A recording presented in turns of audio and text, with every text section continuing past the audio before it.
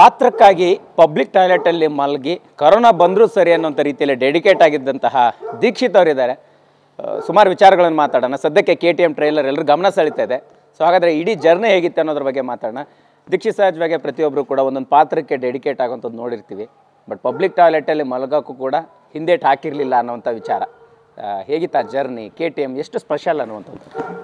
Sir, KTM cinema ಬಹಳ special. ಯಾಕಂದರೆ ಒಬ್ಬ ಕಲಾವಿದನಾಗಿ ಈ ಥರದ ಪಾತ್ರ ಮತ್ತೆ ಮತ್ತೆ ಸಿಗೋದಿಲ್ಲ. ನನಗೆ ಸಿಕ್ಕಿದೆ, ಈ ಥರದೊಂದು ಪಾತ್ರ ಸಿಕ್ಕಿದೆ. ಆ್ಯಂಡ್ ಭಾಳ ಭಯ ಇತ್ತು, ಹೇಗೆ ಈ ಪಾತ್ರವನ್ನು ನಿಭಾಯಿಸೋದು ಅನ್ನೋ ಭಯ ಇತ್ತು. ಆ್ಯಂಡ್ ಅದ್ರ ಜೊತೆಗೆ ಭಾಳ ಹಸಿವಿತ್ತು ಸರ್. ದಿಯಾ ಥರದೊಂದು ಸಿನಿಮಾ ಆದಮೇಲೆ ಬೇಕಾದಂಥ ಪಾತ್ರಗಳು ಬರಲಿಲ್ಲ. ಸೊ ಹಾಗಾಗಿ ಈ ಸಿನಿಮಾ ದಿಯಾ ರಿಲೀಸ್ಗಿಂತ ಮುಂಚೆ ಒಪ್ಕೊಂಡಂಥ ಸಿನಿಮಾ. ಸೊ ಅದೊಂದು ನೋವಿತ್ತು, ಯಾಕಂದರೆ ದಿಯಾದಲ್ಲಿ ಎಲ್ಲರೂ ಮೆಚ್ಚುಗೆ ವ್ಯಕ್ತಪಡಿಸಿದರು. ಬಟ್ ಎಲ್ಲೋ ಒಂದು ಕಡೆ ಆಫರ್ಗಳು ಬಂದಾಗಲೂ ಭಾಳ ಅಲ್ಪ ಸಂಖ್ಯೆಯ ಆಫರ್ಗಳು ಬಂದವು. ಹಾಗಾಗಿ ಒಂದು ಸಣ್ಣ ನೋವಿತ್ತು. ಆ್ಯಂಡ್ ಅದ್ರ ಜೊತೆಗೆ ಆ ಭಯ ಕೂಡ ಇತ್ತು. ಯಾಕಂದ್ರೆ ನಾನು ಯಾವಾಗಲೂ ನಂಬ್ತೀನಿ, ನಮಗೆ ಬೇಕಾಗಿರುವ ಪಾತ್ರವನ್ನು ಮಾಡಬೇಕು ಅಂತ ಅಂದರೆ ಕೈಯಲ್ಲಿರುವ ಪಾತ್ರವನ್ನು ತುಂಬ ಅಚ್ಚುಕಟ್ಟಾಗಿ ಶ್ರದ್ಧೆಯಿಂದ ಮಾಡಬೇಕು ಅಂತ. ಸೊ ಕೈಯಲ್ಲಿದ್ದಿದ್ದು ಬಹಳ ಅಚ್ಚುಕಟ್ಟಾಗಿ ಶ್ರದ್ಧೆಯಿಂದ ತುಂಬ ಪ್ರಾಮಾಣಿಕವಾಗಿ ಮಾಡಿದ್ದೀನಿ. ಇನ್ನು ಜನರು ಹೇಗೆ ಅದನ್ನು ರಿಸೀವ್ ಮಾಡ್ಕೋತಾರೆ ಅಂತ ನೋಡಬೇಕು ಸರ್. ಒಂದು ಸಿನಿಮಾದಲ್ಲಿ ಒಂದು ಪಾತ್ರಕ್ಕೆ ಒಂದು ಶೇಡಲ್ಲಿ ಕಾಣಿಸ್ಕೊಳ್ಳುವಂಥದ್ದು, 2 ಶೇಡಲ್ಲಿ ಇರುತ್ತೆ, ಬರೋಬ್ಬರಿ 3 ಶೇಡಲ್ಲಿ ಇದ್ದೀರಿ ಅನ್ನುವಂಥದ್ದು. ಏನು KTM ಅನ್ನುವಂಥದ್ರದ ಅನ್ನೋಂಥ ಕುತೂಹಲಕ್ಕೆ ಒಂದು ಉತ್ತರ ಸರ್. ಸರ್, ಆ್ಯಕ್ಚುಲಿ ಇದೊಂದು ಲೈಫ್ನ ಜರ್ನಿ. ಒಂದು 17 ವರ್ಷದ ಹುಡುಗ ಒಂದು 28-30 ವರ್ಷದ ವಯಸ್ಸವರೆಗೂ ಟ್ರಾವೆಲ್ ಮಾಡ್ತಾನೆ. ಇದೊಂದು ಲವ್ ಸ್ಟೋರಿನ, ಇಟ್ಸ್ ಡೆಫಿನೆಟ್ಲಿ ಒಂದು ಲವ್ ಸ್ಟೋರಿ. ಆದರೆ ಲವ್ ಸ್ಟೋರಿ ಮಾತ್ರನ ಖಂಡಿತ ಅಲ್ಲ, ಇದೊಂದು ಜೀವನದ ಕಥೆ. ಒಂದು 10 ವರ್ಷದ ಬಯೋಗ್ರಫಿ ಅಂತ ಹೇಳ್ಬೋದು.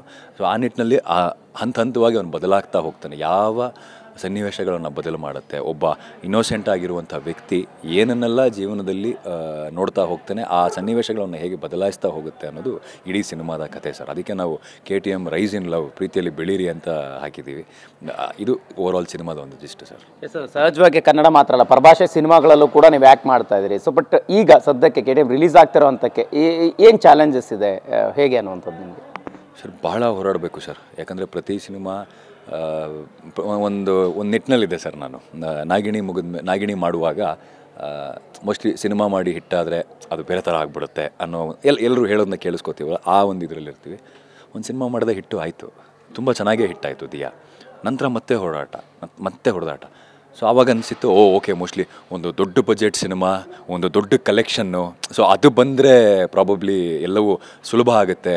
ಸಿನಿಮಾ ರಿಲೀಸು, ನಮ್ಮ ಬಗ್ಗೆ ಜನರಿಗೆ ರೀಚ್ ಆಗೋದು ರೀತಿ ಎಲ್ಲವೂ ಸುಲಭ ಆಗುತ್ತೆ ಅಂತ ಅಂದ್ಕೊಂಡೆ. ಅದನ್ನು ಮಾಡಿದೆ ಸರ್. ಒಂದು 60-70 ಕೋಟಿ ಬಜೆಟ್ ಸಿನಿಮಾ, 140 ಕೋಟಿ ಕಲೆಕ್ಷನ್, ದಸರಾ, ಒಬ್ಬ ಸ್ಟಾರ್ ಜೊತೆ ಫಸ್ಟ್ ಹಾಫಲ್ಲಿ ಅವ್ರು ಸಮವಾಗಿ ನಿಂತು ಪಾತ್ರ ಮಾಡುವಂಥ ಇದು ಏನಂತೀರ, ಎಲ್ಲರೂ ಗುರುತಿಸೋದು ಎಲ್ಲವೂ ಆಯಿತು ಸರ್. ಇವತ್ತು KTM ಮತ್ತೆ ಅಷ್ಟೇ ಕಷ್ಟಪಡ್ತಾ ಇದ್ದೀನಿ ಸರ್ ಜನರನ್ನ ತಲುಪೋದಕ್ಕೆ. ಸೊ ಇವತ್ತಿಗೆಲ್ಲೋ ಒಂದು ಕಡೆ ಅನ್ನಿಸ್ತಾ ಇದೆ, ಸಿನಿಮಾಯಿಂದ ಸಿನಿಮಾಗೆ ಹೋರಾಟ ಮಾಡಲೇಬೇಕು ಸರ್ ಒಬ್ಬ ಕಲಾವಿದ ಆದವನು. ಅದು ಬದಲಾಗಲ್ಲ. ಹಿಂದಿನ ಸಿನಿಮಾ ಎಷ್ಟೇ ದೊಡ್ಡ ಸಕ್ಸಸ್ ಆದ್ರೂ ಮುಂದಿನ ಸಿನಿಮಾಗೆ ನಾವು ರೋಡಿಗೆ ಇಳಿಲೇಬೇಕು, ಪ್ರಚಾರಕ್ಕೆ ಇಳಿಲೇಬೇಕು, ಅದಕ್ಕೆ ಏನೇನು ಮಾಡಬೇಕು ಅದನ್ನು ಮಾಡಲೇಬೇಕು, ಜನರಿಗೆ ತಲುಪಿಸಲೇಬೇಕು. ಯಾಕಂದರೆ ತುಂಬ ಕಷ್ಟಪಟ್ಟು ಸಿನಿಮಾ ಮಾಡಿರ್ತೀವಿ. ಕಷ್ಟಪಟ್ಟು ಸಿನಿಮಾ ಮಾಡೋದು ಎಲ್ಲೋ ಒಂದು ಕಡೆ ಸಿನಿಮಾ ಮಾಡಿಬಿಡ್ಬೋದು ಇವತ್ತಿನ ಮಟ್ಟಿಗೆ. ಅದನ್ನು ಜನರಿಗೆ ತಲುಪಿಸೋದಕ್ಕೆ ಭಾಳ ಕಷ್ಟ ಆಗ್ತಿದೆ ಸರ್. ಮಾರ್ಕೆಟಿಂಗ್ ಆಗಿರ್ಬೋದು, ಅದರಲ್ಲಿರುವಂಥ ದುಡ್ಡಿನ ವೆಚ್ಚಗಳಾಗಿರ್ಬೋದು, ಎಲ್ಲ ನೋಡಿದಾಗ ಭಾಳ ನೋವಾಗುತ್ತೆ.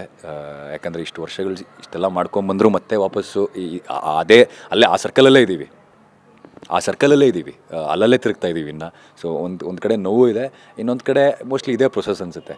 ಇದು ಮಾಡ್ತಾನೆ ಅವಾಗ ಆ ಸಕ್ಸಸ್ ಬಂದಾಗ ಅದಕ್ಕೆ ಒಂದು ಬೆಲೆ, ಒಂದು ಖುಷಿ ಅಂತ ಸಿಗುತ್ತೆ ಅನಿಸುತ್ತೆ. ಸೊ ಗೊತ್ತಿಲ್ಲ ಸರ್, ಹೋರಾಡ್ತಾ ಇದ್ದೀನಿ ಸರ್, ಪ್ರತಿದಿನ ಹೋರಾಡ್ತಾ ಇದ್ದೀನಿ ಸರ್.